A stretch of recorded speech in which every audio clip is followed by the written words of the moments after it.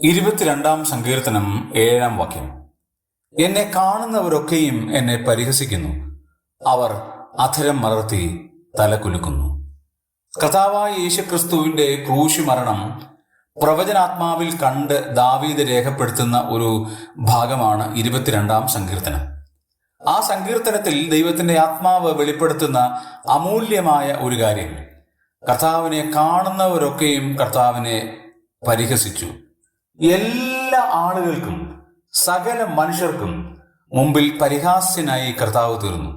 അനേക അത്ഭുതങ്ങൾ ചെയ്ത, രോഗികൾക്ക് വിടുതൽ നൽകിയ, മരിച്ചവരെ ഉയർപ്പിച്ച ഈ കർത്താവ് ഇപ്പോൾ ഏകനായി ക്രൂശിന്മേൽ കിടക്കുകയാണ്. പരിഹാസ വിഷയമായി തീർന്നതിന്റെ കാരണം അതാണ്. അനേകർക്ക് വിടുതൽ കൊടുത്തു, പക്ഷേ താൻ സ്വയം വിടുതൽ പ്രാപിക്കുന്നില്ല. തനിക്ക് സ്വയമായി വിടുതൽ പ്രാപിക്കാമായിരുന്നു, ക്രൂശിൽ നിറങ്ങി വരാമായിരുന്നു. പക്ഷേ എന്നെയും നിങ്ങളെയും സ്നേഹിച്ചപ്പോൾ, ലോകത്തിലുള്ള ഓരോ വ്യക്തികളെയും സ്നേഹിച്ചപ്പോൾ, ആ നിന്ദകളും പരിഹാസങ്ങളും എല്ലാം അനുഭവിച്ച് ക്രൂശിൽ എനിക്ക് നിങ്ങൾക്ക് വേണ്ടി അപമാനിതനായി മരിച്ച കർത്താവിനെ കാണാൻ കഴിയും. നമുക്ക് വേണ്ടി രക്ഷയൊരുക്കുവാൻ, നമ്മെ നിത്യസ്ഥലങ്ങളിൽ ഇരുത്തുവാൻ എല്ലാ പരിഹാസങ്ങളും കർത്താവ് സ്വയം ഏറ്റെടുത്തു. പ്രിയമുള്ളവരെ, നാം ഇന്ന് ഭാഗ്യവാന്മാരാണ്, നാം ഇന്ന് സന്തോഷവതികളാണ്. കാരണം നമ്മുടെ കർത്താവ് പരിഹാസ വിഷയമായി തീർന്നു എന്നതുകൊണ്ട് മാത്രം.